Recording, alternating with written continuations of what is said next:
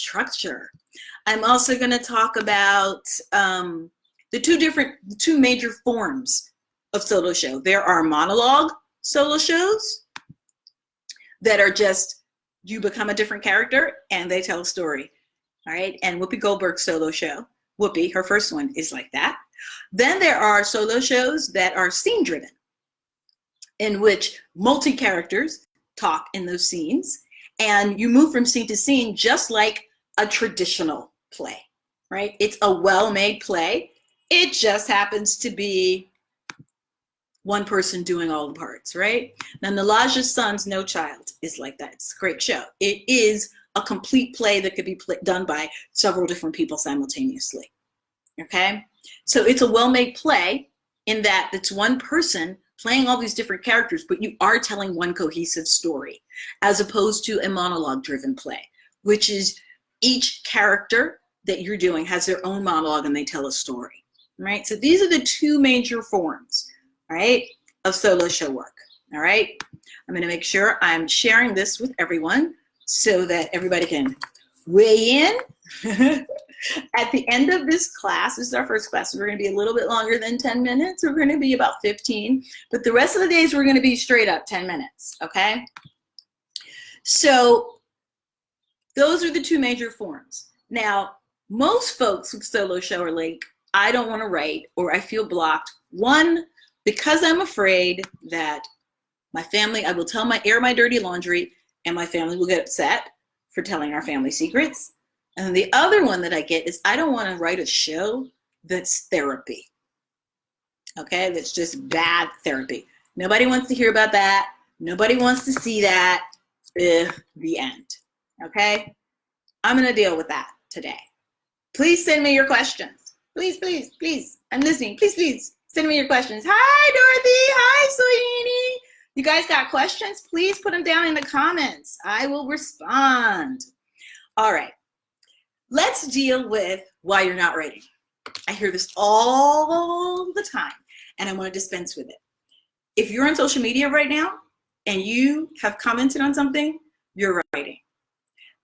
The way that you speak is writing.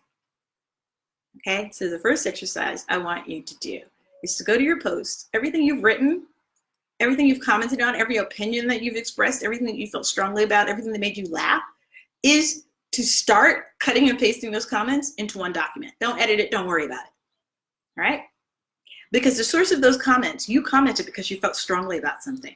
That's where the best writing comes from, where you have the strongest point of view about something, okay?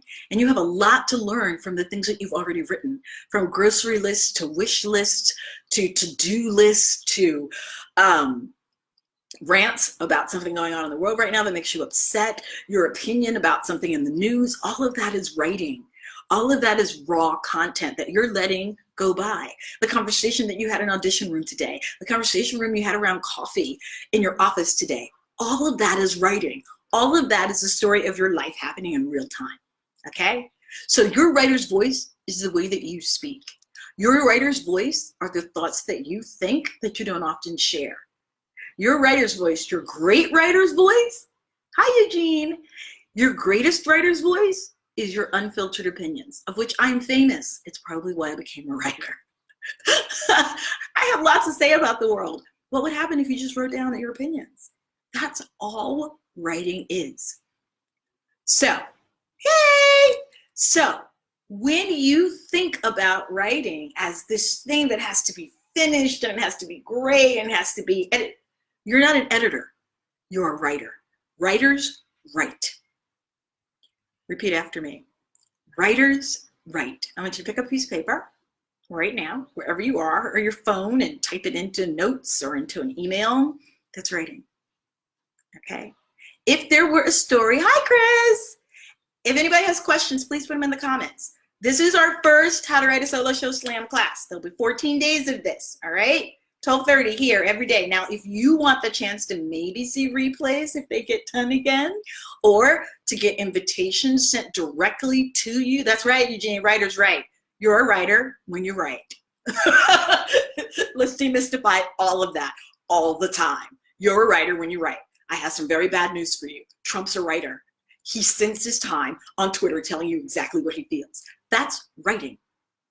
If somebody cut and paste every single one of his tweets, it would be a book. That's writing. So you can sit around talking about you're not a writer while crazy people like him are writing stuff, or you can start putting your opinion into the world.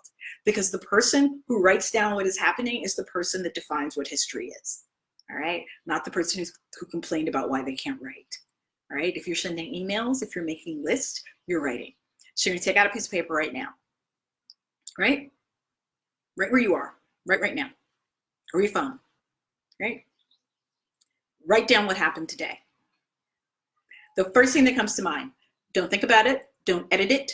Don't change it. Write down what happened today. The first thing that comes to your mind is the thing that's going to be the most important, even if it sounds unimportant right now. I went to the refrigerator and everything was spoiled. So that I had to go to the store. And I went to the store before I even had coffee, and that was a shit experience because I hadn't had coffee. That's a story. Write down what happened. All right? You can even jot down notes and write down the rest of it later. The fact of the matter is, if I get you to write 5 sentences today, then tomorrow when we get on this call, this live class, and I give you 5 more sentences to write, and that happens every day for 14 days. Okay, I'm not good at math, but that's what, 10 times 5, 50 sentences, another 50 sentences, that's an essay.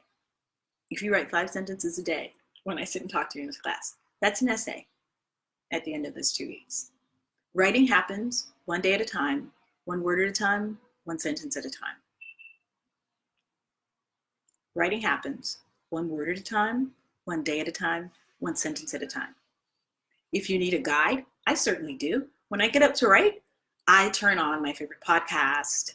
I pick up my favorite writers. I will read an essay or a blog entry. I will read a poem, and that triggers my writing mechanism. And then I write 3 pages longhand. Or I write a post for Instagram about something that I'm inspired by, and that ends up being 3 pages longhand. It doesn't matter where you write as long as you write, because the more you write, the easier it becomes to write, right? And we're in an age right now, midlifers, where everybody wants to write their memoir. Well, you know what? This current generation needs to hear something that makes some sense. So we need a whole lot more memoirs being written, because what's going on around us is some crazy. And it's because us who have lived longer are not telling our stories. We're not creating an alternate guidepost for those who are coming behind us. We're not telling them the journey of how we lived, what we did while we were here, so the next generation doesn't have to make the same mistakes. The next generation is sort of making it up as they go along because we're not telling our stories, right? So the next time you're online and you see something ridiculous, some rapper did something or somebody had a sex tape and you complain about it, are you giving them an alternate story to follow? Some signpost, some guidepost by telling your own? We're not. You've lived a long time. Write down your story. Tell us what you did while you were here. Tell us what you got right. Tell us what you didn't do so well. But right, you have a lot to say. Eugene, I've seen your post. You have a whole story there. Write it down. That's a book. That's a memoir. Your dad's story? That's a story.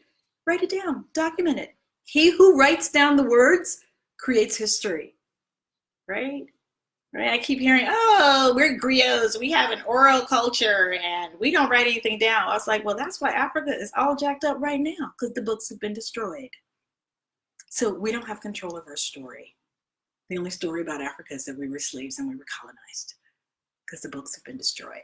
He who writes down history controls not only the story, but what gets remembered and what happens next. Right? When you write it down, people have a signpost to do better. When you don't, the story that gets told, if it's not left up to a really good writer, we're screwed, right? So you're writing. I'm talking you through it. That's my job here. I'm driving your writing process. Let me do that for 14 days. You can sign up. I will put the link at the top here. You can sign up at thedreamunlocked.com for the Solo Show 14-Day Slam. And I will send you a reminder each day that I'm going live, and you can join me here. All right. These 14 days will culminate in a free 90-minute webinar in which you'll come on and share some of your writing or ask me questions about structure. And what I'm going to spend these first few days doing is teaching